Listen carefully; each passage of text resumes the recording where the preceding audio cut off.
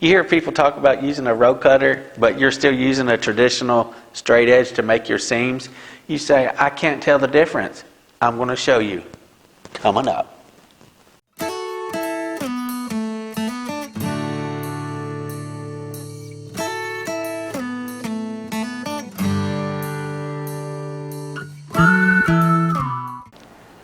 If this is our first time meeting, my name is Ruben, and on this channel I make how-to videos explaining and teaching you how to get professional results out of your floor covering. So in this video I'm going to row cut a piece and I'm going to straight edge a piece, and we're going to examine them in great detail and see just which works best, straight edging or row cutting. Let's get to it. So right off the bat I'm going to take my row finders, and what I use is these two. I got a fat one, or a skinny one, and a fat one, and they're put out by Oricon, and they're really good. I like to use both of them on each seam rather than just using one or the other. I like to use them both, and the reason being, the skinny one separates it really good, but then this one really opens it up when I run the fat one down through there. So, bam, look at there, that works really good. I'm going to go ahead and cut this. Okay, so let's go ahead and make our cut there.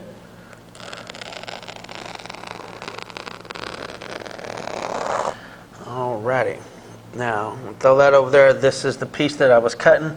I used the blade on the left side, so this is our piece here. I'm going to go ahead and make this a strip. That way we're not dealing with such a big piece. Okay, I'm going to do the same thing again right there.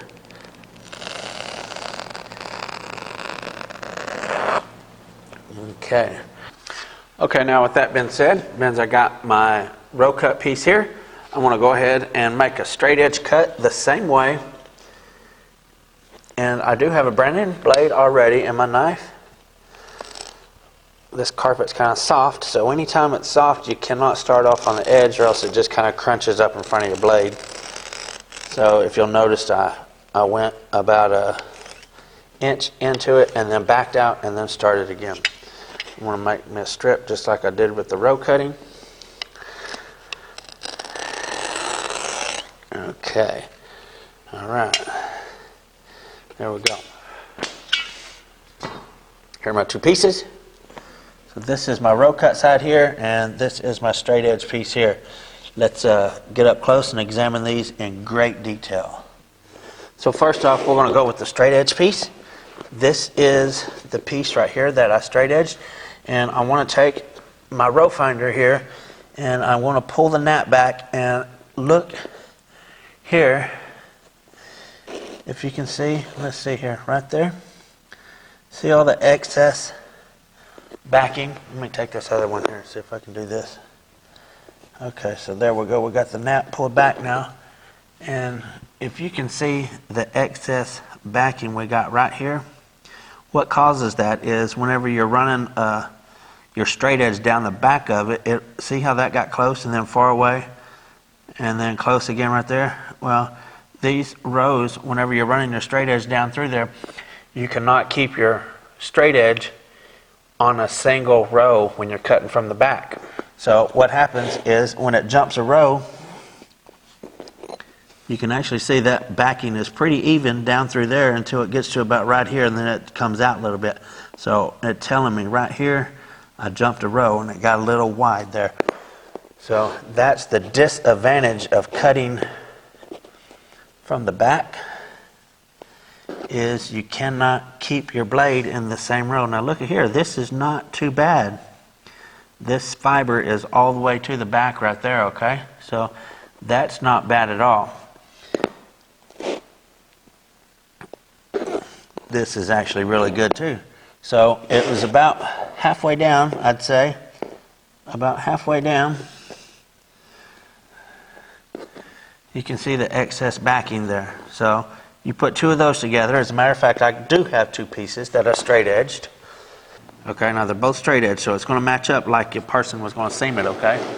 Let's look right here. Let me turn this long way so you can see better.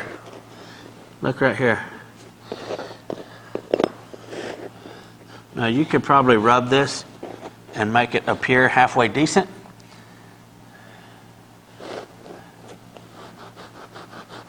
if you was doing a seam, you would obviously rub that. Let's see here. Let me try to stagger them and make it look the best as it possibly can. Because what's happened is, whenever you get two of those void spots together on each side, for instance, right here's a void, and right along this edge is a void. So this is going to look like a hole, or look at that.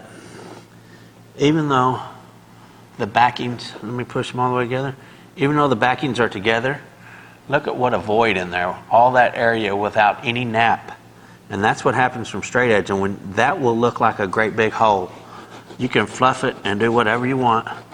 Let's try to stagger them off and try to make this look good. So you see there?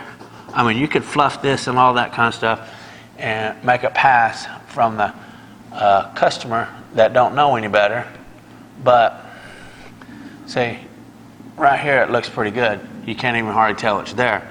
But there's no way you're going to get the whole seam without having some of them divots together. See right there? There is two spots with backing showing right there and with backing showing right there. That's what happens. You can have them all the way together and they're going to look like a dip, okay? Now, okay, yeah. So here we go. This is our row cut piece, and as you can see, we have fibers all the way to the backing, all the way to the edge of the backing there. And let's follow this on down. Use my row cutter or my row finder, and looky there, right there. So there's no cut fibers, there's no big holes or anything like that. Naturally, the tighter the density in the carpet, the better it's going to go, the less nap you're going to have showing.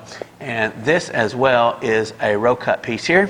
I'm going to turn these and put these two together, and let's see how these go together. There's not going to be any holes in this. This is going to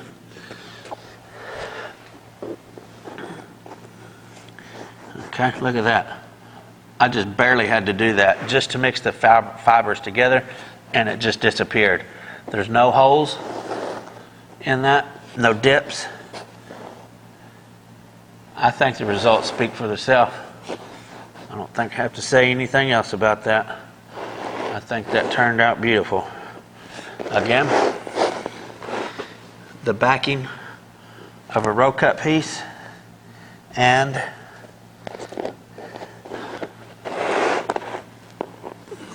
the backing of a straight edged piece. Okay, so if you got like a really low grade carpet and you have a really high grade carpet, either one of those is not going to straight edge any count. If you have a medium grade carpet with where the fibers are not too tightly compressed together or too spread too far apart, you could probably get by with straight edging. As a matter of fact, I know you can because I've done it for years until I found a better way. So now you know a better way. Now there's no excuse for straight edging. Leave it alone unless you're doing a head seam. So make sure you smash that like button. And also, there's a lot of people asking what are the prices of installation in my area. Let's hook them up. Leave a comment below saying what's the carpet installation price and what state you're from or what country you're from or whatever. We just want to find out what the prices are nationwide pretty much. Hook it up with a comment. I'd appreciate it. And make sure you smash that like button. Thank y'all. FBSB's out.